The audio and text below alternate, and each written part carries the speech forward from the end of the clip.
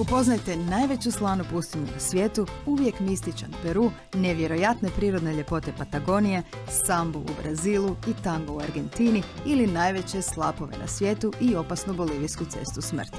Naravno, i ukusne zalogaje iz svake zemlje o kojoj donosimo priču. U svakom slučaju, putujte s nama barem virtualno i rezervirajte svoje Vikend Cool Turist termine.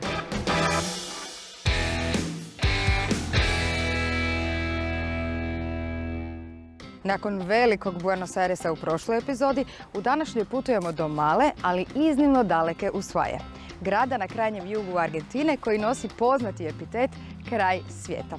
Osim toga, istražujemo i nevjerojatan nacionalni park Ognjena zemlja, vozimo se u skitove po Beagle kanalu, idemo u argentinski dio Patagonije i kuhamo nešto što se jede na kraju svijeta. Krećemo!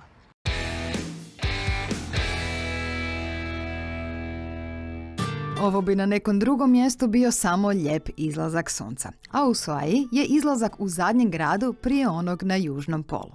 Ushuaia, kao grad na otoku Tierra del Fuego ili Ognjenoj zemlji, službeno je najjužniji grad na svijetu. Da dobijete dojam koliko je daleko, od glavnog grada Argentine udaljena je 3094 km, a od Zagreba zračna udaljenost bila bi nešto više od 13.700 km. I evo je na kraju svijeta. I super je. Osim što je fascinantna po činjenici da je zadnji, odnosno najjužniji grad na svijetu, Ushuaia je zapravo važna luka na Beagle kanalu. A prvi stanovnici ovih krajeva bili su Indijanci plemena Yagan. Obzirom da se radi o lučkom gradu, sve važne aktivnosti u gradu odvijaju se upravo u luci. A tu ćete najčešće i sretati turiste koji uživaju u pogledu na kanal ili ponosno obilježavaju svoj dolazak do kraja svijeta. Od aktivnosti po gradu, osim fotografiranja u stablu Fin del Mundo, odnosno kraj svijeta, posjećuje se i istoimeni muzej i eventualno odlazi na vožnju turistima prilagođenim busevima, koji vam pružaju kratku turu po gradu i okolici. Dok je najromantičnija zanimacija i stanovnicima i turistima šetnja uz obalu. Ono što će vas, ako ste iz Hrvatske, na prvu šokirati ili oduševiti je činjenica da se uz zastavu Ognjene zemlje i Argentine vijori i Hrvatska. Nakon ugodnog razgovora s malim dijelom hrvatske zajednice, hrvatski barjak više mi nije bio čudna pojava. Obzirom da se i cijeli trg na kojem se barjak nalazi zove Plaza Croatia, a mjesto u kojem smo pili kavu jedan je od prvih hotela na kraju svijeta, Hotel Mustapić, s naravno hrvatskim vlasnicima. Osim toga, kad zavirite u telefonski imenik Ushuaie, pronaći ćete čak 120 različitih hrvatskih prezimena. Kako grad najviše okružuju sive i tamne boje, stanovnici su se potrudili gradu boju dodati šarenim zgradama, restoranima i kućicama. No najljepše boje glavnog grada Ognjene zemlje stvaraju se za vrijeme izlazaka i zalazaka sunca, dok snažan vjetar s Andi, baš kao i onaj s južnog pola, uvijek pružaju najbistrije tonove. Osim specifičnih koordinata koji je čine krajnje južnim gradom na svijetu, Ushuaia privlači mnogobrojne turiste i nevjerojatnom prirodom koja ju okružuje. Od svega je najpoznatiji naravno Nacionalni park Ognjena zemlja.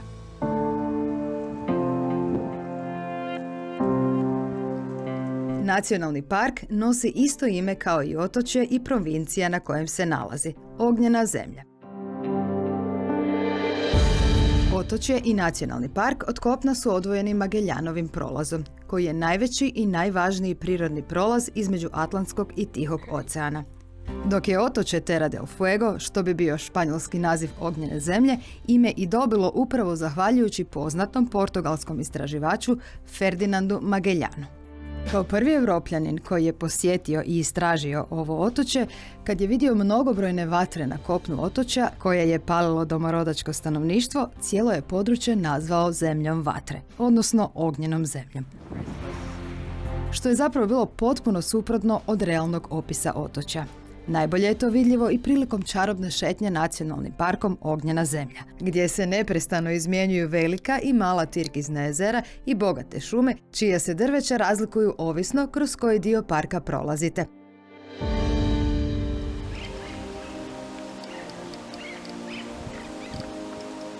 Staze kroz park poslastica su za sve zaljubljenike u prirodne ljepote. Pritom nisu nimalo zahtjevne, što je dodatna prednost za mnogobrojne posjetitelje. Nacionalni park vam zapravo iz prve ruke pokazuje i surovu moć prirode ovog područja u kojem kao da se natječu iznimno snažni naleti vjetrova iz različitih smjerova u kombinaciji s niskim temperaturama i mnogo padalina kroz cijelu godinu, koje obale ognjene zemlje na mnogim dijelovima pretvaraju u puste ravnice ili šume. Iako je Magellan 1520. otkrio ognjenu zemlju, ona je do ranog 19. stoljeća ostala slabo poznata i još manje naseljena. Uzgoj ovaca, a još više otkriće zlata 1880-ih dovelo je na otočje mnoge imigrante iz Europe, Čilea i Argentine. Pa je tako zabačeni kraj svijeta danas poprilično multinacionalno područje. Osim nacionalnog parka Ognjena zemlja, izlet koji se nipošto ne propušta kad ste na kraju svijeta je vožnja brodom po Beagle kanalu. Kanal koji odvaja veliki otok Ognjene zemlje na sjeveru od njenog južnog otočja. Istočni dio kanala je ujedno i granica između Čilea i Argentine, a kanal je dug 240 km, dok je na najužoj točki širok oko 5. Beagle kanal i njegov značaj za Ushuaiu kao važnu luku i grad na kraju svijeta neizbrisivi su na svakom koraku, a izgled vožnjom po kanalu pruža neke od najljepših doživljaja od cijelog područja, baš kao i neke od čari kraja svijeta. Naravno da je hladno, obzirom da je prosječna temperatura u Ushuaii u ljetnim mjesecima 10 stupnjeva. Kad se tome doda ledeni vjetar sa Andi na sjeveru, u kombinaciji s vjetrom oceana i broda, samo vam pojačava osjećaj da ste najbliže najhladnijem dijelu svijeta na planeti, super moćnoj i grandioznoj Antarktici. Teško se ne zaljubiti u beskrajna prostranstva oceana, planina, vječnog snijega i leda, hridi i predivnog životinjskog svijeta. I teško je ne osjetiti prirodu u njenom najsurovijem, ali i najveličanstvenijem obliku. Ako uz to imate sreće kao ja, više od pola sata vozit ćete se u skitove i doživjeti jedan od nezaboravnih trenutaka.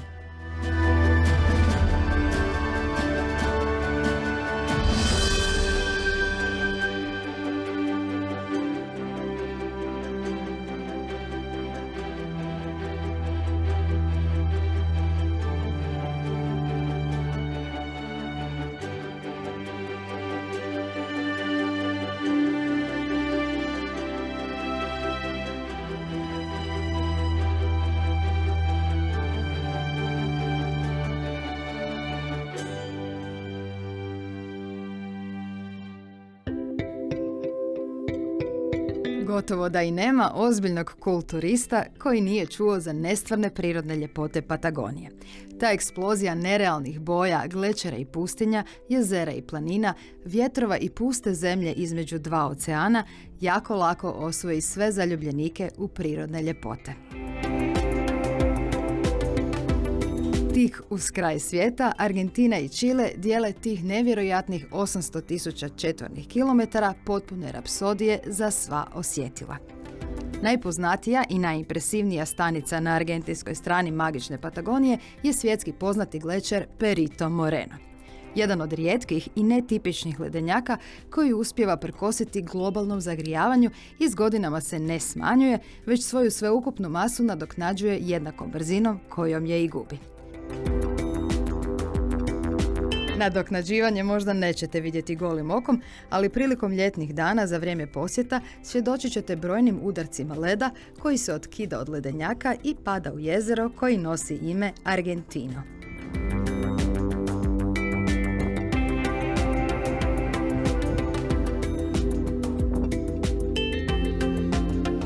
Ovo iza mene je Perito Moreno i svaka moja riječ koliko je super i savršen bila bi suvišna. Veličanstveni glečer, kao i cijeli nacionalni park u kojem se nalazi, je pod zaštitom UNESCO, a njegov kraj na kojem ulazi u jezero, kako ćete ga i vidjeti spuštajući se stepenicama prema njemu, je širok 5 km. Prosječna visina mu je 74 metra iznad površine vode, a ispod vode seže do dubine od čak 170 metara.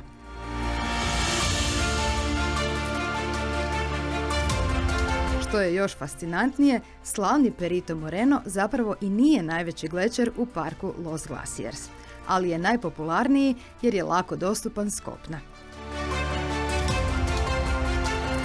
Perito Moreno zauzima površinu od 250 četvornih kilometara i jedan je od 48 glečera u sklopu južno-patagonijskog ledenog polja u Andama.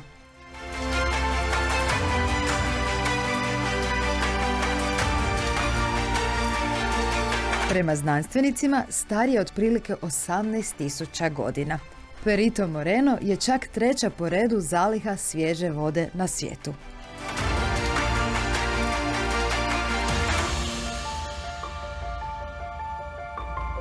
Osim domorodačkog stanovništva, prvi ga je vidio kapetan čileanske mornarice 1879. godine, da bi pod UNESCO-vu zaštitu stigao 1981. godine.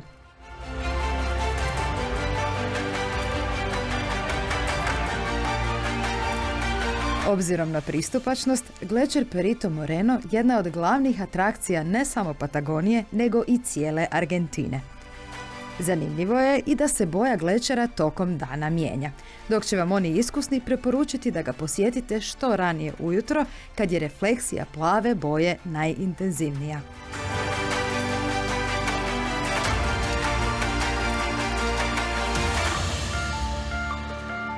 Zanimljivo je i da je unatrag nekoliko godina moguće napraviti trekking po samom glečeru, što je prava adrenalinska poslastica za one najhrabrije.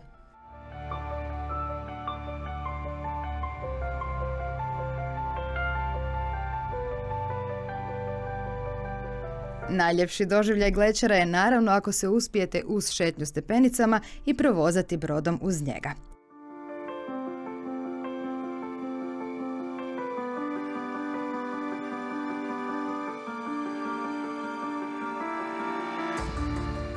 Uglavnom, ovo je bila jedna od važnijih destinacija na ovom putovanju.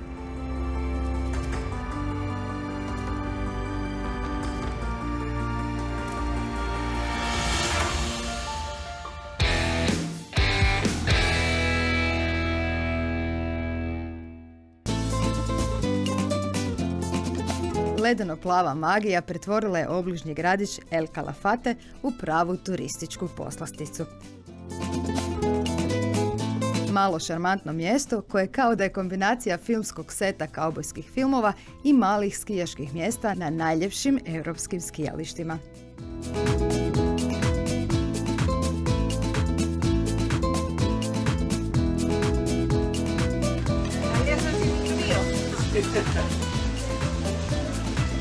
El Calafate je jedno od onih mjesta gdje uvijek nekako želite produljiti svoj boravak, barem za jedan dan.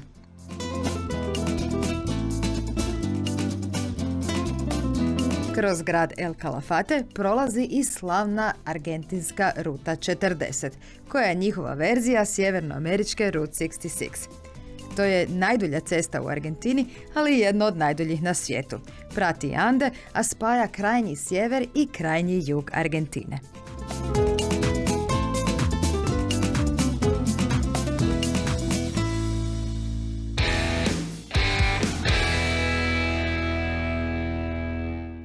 U prošloj emisiji pripremali smo nadaleko poznate argentinske empanade, a u ovoj ćemo provjeriti što se to priprema na kraju svijeta i u Patagoniji.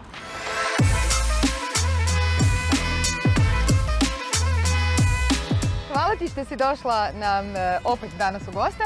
Prošli put smo radili empanade i onako sve nešto tipično za sjeverni dio Argentine. Što ćeš nam danas pokazati? Što se kuha na kraju svijeta u Patagoniji i ovaj dolje južni dio? Pogotovo riba, onda ćemo nešto napraviti, da tata mi je naučio, onda to obavezno moramo i mislim, moramo meso. Znaš, to moramo. Onda, ako smijemo... U Argentini za desert Da. Ti jesi iz Patagonije? Jesam. Ništa, ajmo. Šta je najljepše kad živiš u Patagoniji? Mir. To se osjeti nešto drugačije nego u gradu, znaš. Kako vi u Patagoniji isto pripremate steak koji su u Buenos Airesu i ostalo? Da, isto. Da, caiquén, to je torrontés, to je za... To je za uz ribu. Ribom. kako ćeš ju pripremiti i kako vi pripremate ribu u Patagoniji? Dobro, stvarno je jednostavno. Riba u pečnicu i ja koristim aluminio, to je kao Foliju. Folijum, vi kažete. I poslije napravim neki umak sa Gorgonzola. i malo vrhnja, znaš.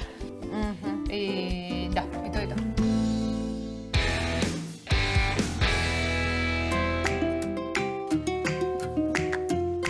Spremna? Jesam. Jesi. Ajmo! Kako izgleda život u Patagoniji na kraju svijeta? Koliko se razlikuje na tom dijelu nego recimo u sjevernom dijelu Argentine? Drugačije je, pogotovo ja uvijek to kažem, da ljudi koji žive tamo blizu mora su opušteni, imamo i druge energije, sve ide polako. I koliko dugo ide u pečnicu? 25 minuta, kao i empanade. Kao i empanade, Isto. dobro. Evo.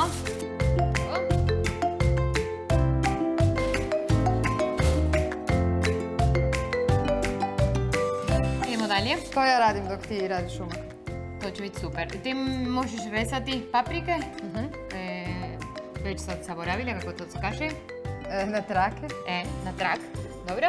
I ja ću isto mjesto, ja ću pripremat umak. Mošen sa ribu.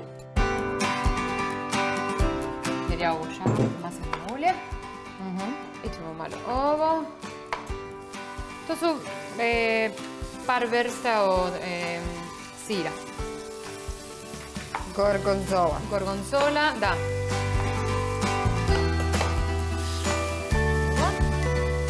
Ćemo šta? Vrhnje. To par minuta, minuta i pol i gotovo je. Ovo bit će to super. Imamo malo vina. Aha, i vino stavljaš u umak? Da. Malo. Dobro. Uvijek je malo, a ni nije malo, znaš.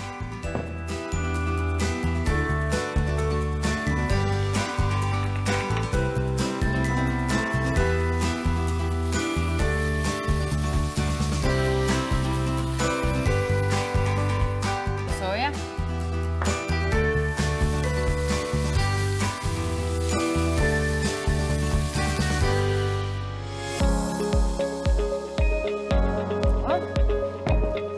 I vidjet ćemo.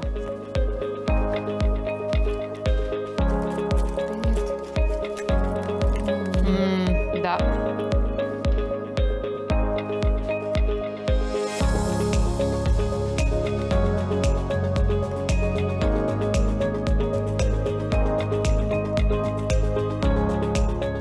Tako mi jedemo u Patagoniji. I sa rozmarin.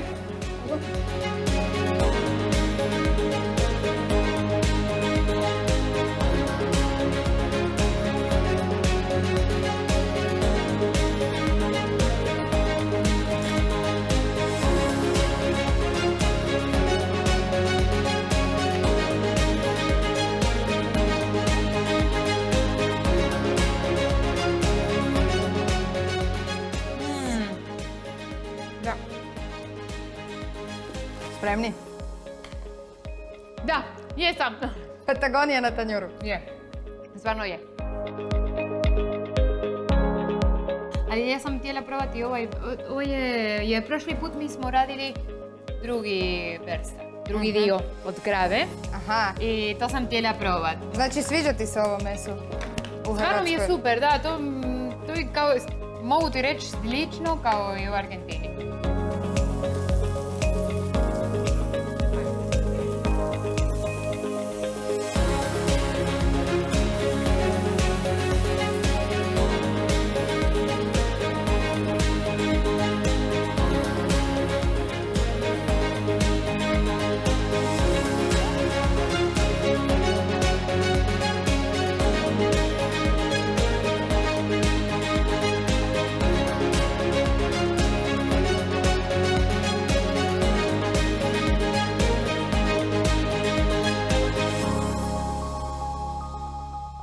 Mislim, moraš probat.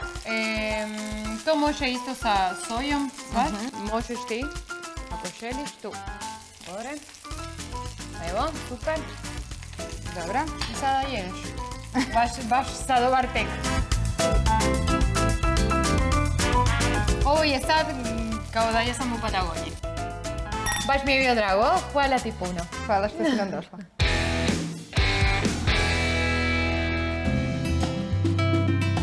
Potpuno drugačija turistička priča od Patagonije i ognjene zemlje su Carilló i Pinamar. Mjesta na obali Atlantskog oceana koja uopće nisu popularna među internacionalnim turistima u Argentini, ali su zato najdraža ljetna destinacija samih Argentinaca. Carilló, malo bajkovito mjesto na obali, udaljeno je oko 350 km od Buenos Airesa. Carilló, koji je dio provincije Pinamar, tipično je ljetno mjesto za Argentince koji tu imaju kuće za odmor. Na trenutak možete dobiti dojam da ga namjerno čuvaju skrivenog od internacionalnih turista. Što zapravo i nije daleko od istine, obzirom da je do prije nekoliko godina dolazak u grad bio kontroliran i nemoguć ako niste vlasnik neke nekretnine. Danas je dolazak ipak slobodan, ali i dalje nepoznanica stranim turistima koji tamo nemaju lokalnog prijatelja kao što sam ga ja imala. Ono što će vas beskrajno podsjećati da ste na mjestu koje je poznato za ljetni odmor je činjenica da uopće nemaju ceste. Izuzev par glavnih u većem Pinamaru, sve je drugo samo pjesak i imate osjećaj kao da ste baš cijelo vrijeme na plaži. Dok ispijanje kave u simpatičnom centru Carillóa izgleda kao da vas je netko spustio u bajku braće Grimm. A noć se po uzoru na bajku često provodi u šumi uz vatru.